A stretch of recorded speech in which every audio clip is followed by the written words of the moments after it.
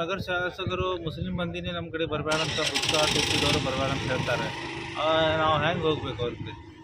शासक हमारे एमएलए साहब अगर हमारे साथ लेंगे तो स्मार्ट सिटी की हकीकत हम लोगों ने बिल्कुल बताएंगे, ताकि 1 रोड पर 1 करोड़ रुपए का इनाम हमारे शासक ने, हमारे एमएलए साहब ने रखा हुआ था। अगर आपके पास है वो सलाहियत तो आप कई करोड़ों रुपए लेके आइए, आवाम को बांटिए वहाँ पर। मैं ऐसे कई रोड आपको बताने के लिए तैयार हूँ, कई ड्रेनेज लाइन आपको बताने के लिए मैं तैयार हूँ।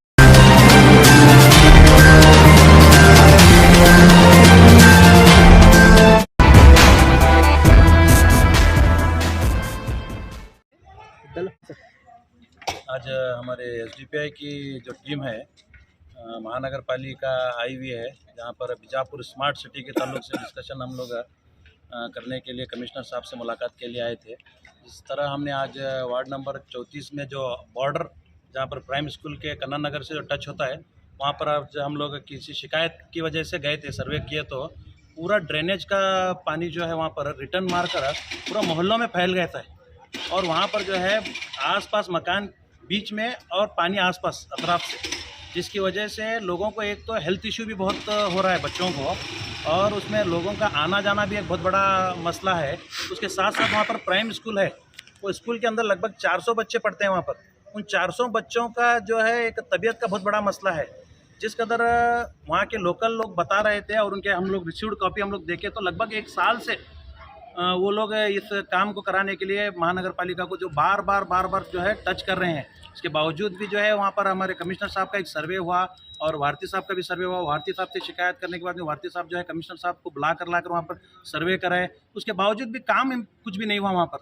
और वो पानी चैम्बर का ऐसे ही वहाँ पर बहता हुआ नज़र आ रहा है, और सिर्फ बहने की बात नहीं है बल्कि घरों के अंदर तक जा रहा है, घरों के अंदर तक जा रहा है। अब हम लोग वहाँ पर सर्वे किए तो आप दिखा सकते हैं उस चीज़ को कि जिस कदर पानी अंदर जा रहा है, लोग इतना परेशान है। हम जाते ही लोग हमें एक उम्मीद की नज़र से देखकर यहाँ तक रिक्वेस्ट कर रहे हैं कि आप ये काम को हमारा करके दीजिए किसी भी हालत में बोलकर। इसी सिलसिले में बात करने के लिए हम लोग आज कमिश्नर साहब से मुलाकात की और कमिश्नर साहब से हमारी बात हुई तो कमिश्नर साहब ने हमें एक आश्वासन दिया है कि, और वहाँ पर जो नैमगढ़ हमारे AWE साहब हैं उनको भी बुलाकर बात किया और उनसे भी स्ट्रिक्टली वार्न किया कमिश्नर साहब के इमीडिएट वहाँ से पानी फ्लो होने जैसा काम कीजिए, और वो जल्द से जल्द 15 दिन के अंदर टेंडर बुलाएंगे, फिर 1 महीने के अंदर अंदर उस काम को स्टार्ट करेंगे, क्योंकि वो UGD वर्क है जिसके लिए टेंडर बुलाकर जो है 15 दिन में इंशाल्लाह शुरू करेंगे बोलकर एक आश्वासन दिया हुआ है।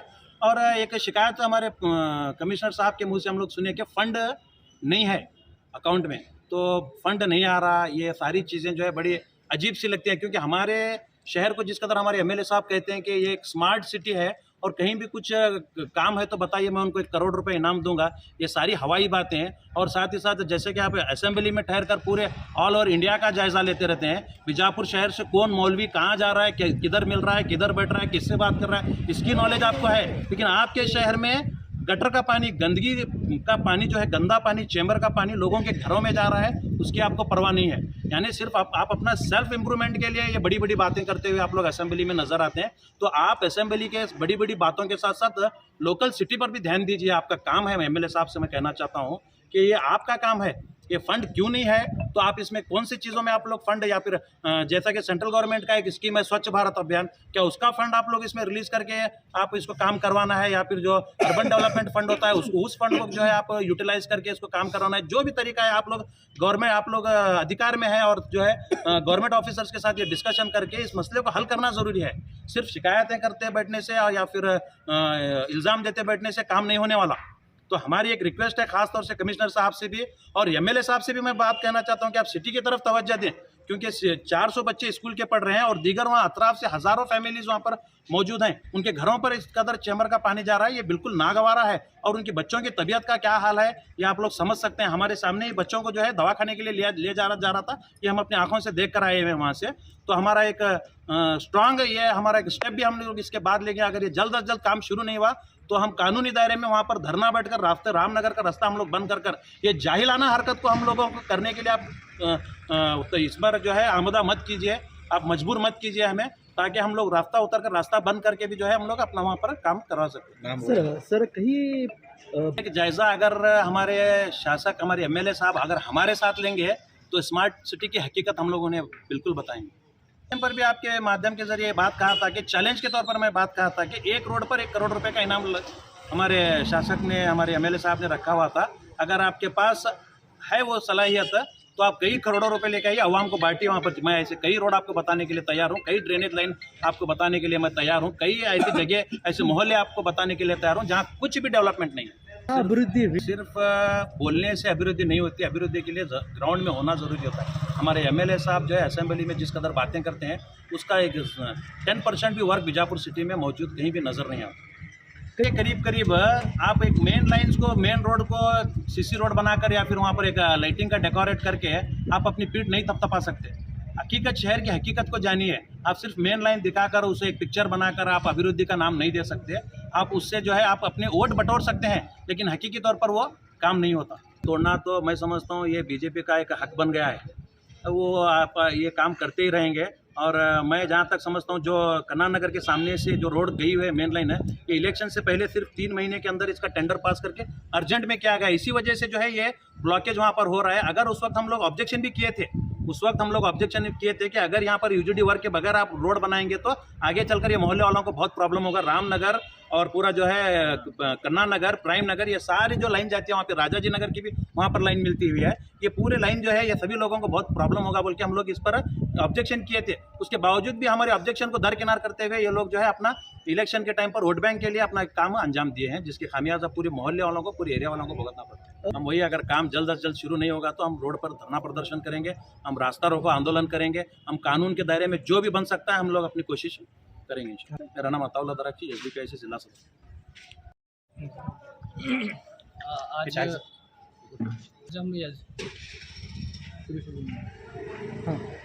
आज हम SDPI की जानिब से कमिश्नर साहब को एक मनवी पत्र देने के लिए आए थे, क्योंकि वजह ये थी कि आज का जो मेमोरेंडम हमने कमिश्नर सर को दिया, वार्ड नंबर 34 और 29 के बीच में कंबाइंड में जो प्राइम स्कूल के पास का जो एरिया है, वहाँ ड्रेनेज का पानी पूरा घरों में घुस रहा है। एक तो वो घरों में घुसने की वजह से बहुत सारा रास्ते में प्रॉब्लम्स हो रहा है। बहुत सारे लोग वो रास्ता छोड़ के दूसरा रास्ता इख्तियार करके अपने मोहल्लों को चले जा रहे हैं।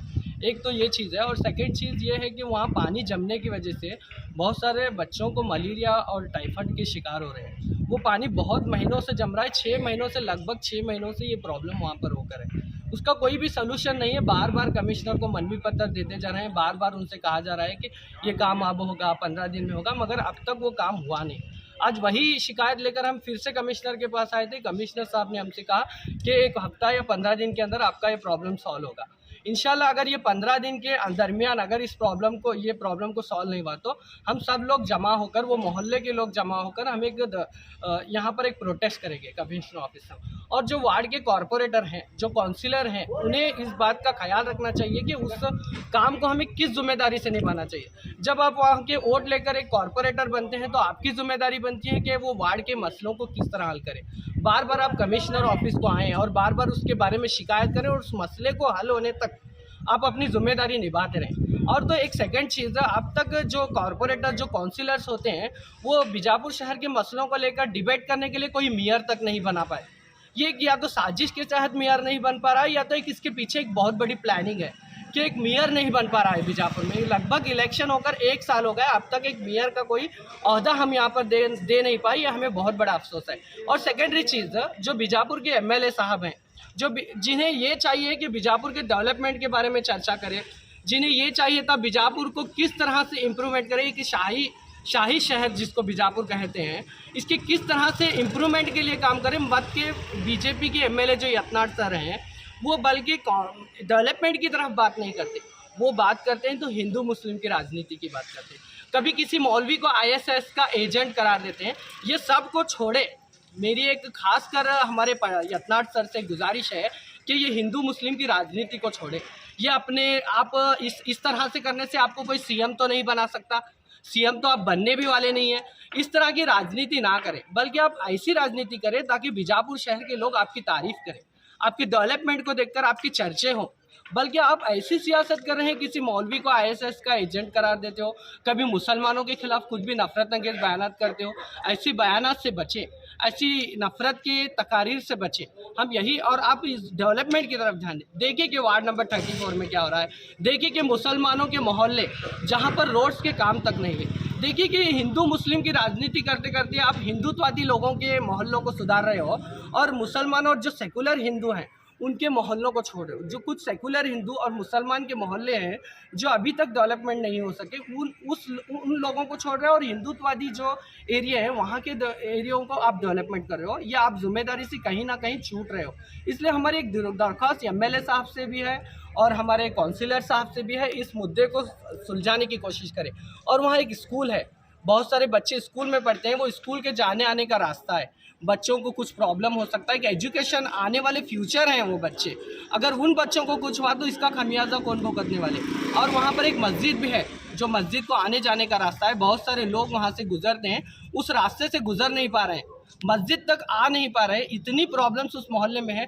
तो इस मोहल्ले को खास कर मेरे यहाँ कमिश्नर साहब से गुजारिश है कि उस मोहल्ले की तरफ बहुत ज़्यादा फोकस करके उस मसले को हल करने की जल्द अज जल्द कोशिश करें। मेरा नाम Abdul Munaf Pathan, district committee member of SDPI। बोलो ನಾವು ಮಹಾನಗರ ಪಾಲಿಕೆಗೆ ಆಯುಕ್ತರಿಗೆ ಭೇಟಿಯಾಗಿ ಬಂದಿದ್ದು, ವಾರ್ಡ್ ನಂಬರ್ 34 ಸಲಾಗಿ ಒಂದು ಮೆಮೊರಂಡಮ್ ಕೊಡಕ್ಕೆ ಬಂದಿದ್ದು ಸರಿಗೆ. ಮೆಮೊರಂಡಮ್ ಏನಂದರೆ ಅಲ್ಲಿ ವಾರ್ಡ್ ನಂಬರ್ 34 ಒಳಗೆ ಡ್ರೈನೇಜ್ ಓವರ್ಫುಲ್ ಆಗಿ ಮನೆ ಒಳಗೆ ನೀರು ಹೋಗ್ತಾ ಇದೆ. ಅದರ ಸಲುವಾಗಿ ಅಲ್ಲಿ ಜನರಿಗೆ ಭಾಳ ತೊಂದರೆ ಉಂಟಾಗ್ತಾ ಇದೆ. ಡೆಂಗು, ಮಲೇರಿಯಾ ಹಲವಾರು ಸಮಸ್ಯೆಗಳನ್ನು ಉಂಟಾಗಿ ಮನೆಯಲ್ಲಿ ಹೊರಗೆ ಬರಲಿಕ್ಕೆ ಒಳಗೆ ಹೋಗಲಿಕ್ಕೆ ತೊಂದರೆ ಆಗ್ತಿದೆ. ನಾವು ಅದೇ ಕಮಿಷನರ್ಗೆ ಭೇಟಿಯಾಗಿ ಮೆಮೊರಂಡಮ್ ಕೊಡೋಣ. ಅವರು ಹೇಳಿದ್ರು, ನಾನು ವಿಸಿಟ್ ಮಾಡಿದ್ದೆ, ನಾನು ನೋಡಿ ಬಂದಿದ್ದೀನಿ, ನಮ್ಮ ಅಲ್ಲಿಂದ ವಾರ್ಡ್ ಮೆಂಬರು ಬಂದಿದ್ದರು. ಆದರೆ ಅಲ್ಲಿ ಟೆಂಡರ್ ಕರೆದು ಇದು ಎಲ್ಲ ಇದು ಅದು ಕೆಲಸ ಮಾಡಿದ್ರೆ ಟೈಮ್ ಆಗ್ತೈತಿ. ಈಗ ನಾವು ಟೆಂಪರರಿ ಒಂದು ಕೆಲಸ ಮಾಡಿ ಅದು ನೀರಿನ ಇದ್ದಿದ್ದಿಲ್ಲ, ಅದು ತೆಗೆದು ಬೇರೆ ಕಡೆ ಲಿಫ್ಟ್ ಮಾಡ್ತೀನಿ, ಅದು ಟೆಂಡರ್ ಆಗುತ್ತೆ ಒಂದು ಆಶ್ವಾಸನೆ ಕೊಟ್ಟಿದ್ದಾರೆ ನಮ್ಮ ಇದು ಕಮಿಷನರ್ ಸಾಹೇಬರು. ಅದೇ ನೋಡೋಣ ಅವರು ಆಶ್ವಾಸನೆ ಎಷ್ಟರ ಮಟ್ಟಿಗೆ ಕೆಲಸ ಬರುತ್ತೆ, ಅವರು ಅಲ್ಲಿ ನಮ್ಮ ಮಂದಿಗೆ ಸಮಸ್ಯೆ ಪರಿಹಾರ ಸಿಗುತ್ತೆ ಇಲ್ಲೋ ಅದು ಕಾದು ನೋಡೋದು ವಿಚಾರ ಐತಿ. ಅದು ಆದಷ್ಟು ಬೇಗ ಅದು ಕೆಲಸ ಮುಗಿಸಿದರೆ ನಮಗೆ ಸ್ವಲ್ಪ ಅನುಕೂಲ ಆಗುತ್ತೆ ಅಲ್ಲಿನ ಜನರಿಗೆ. ಯಾವ ವಾರ್ಡ್ ಸರ್ ಇದು? Ward number 34 primary school. ಏನು ಸಮಸ್ಯೆ ಏನದ ಸರ್ ಅಲ್ಲಿ ಸಮಸ್ಯೆ ಅಂದರೆ ಅಲ್ಲಿ UGD जो ಮೇನ್ ಲೈನ್ ಇದೆಯಲ್ಲ ಅದರ ಒಳಗಿಂದ ಓವರ್ಫ್ಲೋ ಆಗಿ ಅಲ್ಲಿ ಇದು ಇದೆಯಲ್ಲ ಓಪನ್ ಏರಿಯಾ, ಅಲ್ಲಿ ನೀರೆಲ್ಲ ಅಲ್ಲಿ ಗೊಳಾಗ್ತಾ ಇದೆ. ಗೊಳೆ ಆಗಿ ಮನೆ ಸ್ವಲ್ಪ ಮಂದಿ ಮನೆ ಅದಾವೆ, ಆ ಮನೆ ಮುಂದೆ ನಿಂತದು ಅಲ್ಲಿ ಸೊಳ್ಳೆ ನೊಣ ಅದು ಬಂದು ಅಲ್ಲಿ ಎಲ್ಲರದು ಇದು ಇದೆಲ್ಲ. ಈಗ ಸರ್ ಒಂದು ಪ್ರಶ್ನೆ ಬರ್ತಾ ಇದೆ, ಈಗ ಆದರೆ ಏನು ವಿಜಯಪುರದಕ್ಕೆ ಸ್ಮಾರ್ಟ್ ಸಿಟಿ ಆಗಿದೆ ಏನು ಮಂಡ್ಯ? ಇಲ್ಲ ಸರ್, ಅದು ಬರೀ ಅವರು ಇಲೆಕ್ಷನ್ ಸಲುವಾಗಿ ಮಾತಾಡೋದು ಸುದ್ದಿ. ನಮ್ಮದು ಒಂದಿಷ್ಟು ಕಡೆ ತಮ್ಮ ಏರಿಯಾ ಕಡೆ ಅವರು ಇದು ಮಾಡ್ಕೊಂಡಿದ್ದಾರೆ. ಸ್ಲಮ್ ಏರಿಯಾದಲ್ಲಿ ನಾವು ತೋರಿಸ್ತೀವಿ ಸಾಹೇಬರಿಗೆ, ಬರಲಿ ಅವರು ನಮ್ಮ ಜೊತೆ ಬರಲಿ, ಎಲ್ಲೆಲ್ಲಿ ನೀರು ನಿಂದಿರ್ತಾವೆ, ಎಲ್ಲೆಲ್ಲಿ ಡೆವಲಪ್ಮೆಂಟ್ ಆಗಿಲ್ಲ ನಾವು ಎಲ್ಲ ಅವರಿಗೆ ವಿಸಿಟ್ ಮಾಡಿ ತೋರಿಸ್ತೇವೆ. ಇದು ಸಮಸ್ಯೆ ಬಗ್ಗೆ ನಾವಂತರೂ ಅವ್ರ ಕಡೆ ತಿಳಿಸಿಲ್ಲ. ಸಾಕಷ್ಟು ಸಲ ನಾವು ಇಲ್ಲಿ ಕಮಿಷನರ್ ಬಂದು ನಾವು ವಾರ್ಡ್ ನಂಬರ್ 19 ಆಗಲಿ 20 ಆಗಲಿ 34 ಆಗಲಿ ಎಲ್ಲ ಒಂದು ಕಡೆ ಕಮಿಷನರ್ಗಳಿಗೆ ಒಂದೊಂದು ನಗರ ಶಾಸಕರು ಮುಸ್ಲಿಂ ಮಂದಿನೇ ನಮ್ಮ ಕಡೆ ಬರಬೇಡಂತ ಬುಕ್ಕ ತೆತ್ತಿದವರು ಬರಬೇಡಂತ ಹೇಳ್ತಾರೆ. ನಾವು ಹೆಂಗೆ ಹೋಗ್ಬೇಕು ಅವ್ರಿಗೆ ಹೇಳಿಲ್ಲ. ಒಬ್ಬರಿಗೆ ಹೇಳಿದ್ರೆ ಎಲ್ಲರಿಗೆ ಇದ್ದಾರೆ. ನಮ್ಮ ಹೆಸರು Nisar Ahmed Mazar, district general secretary SDPI.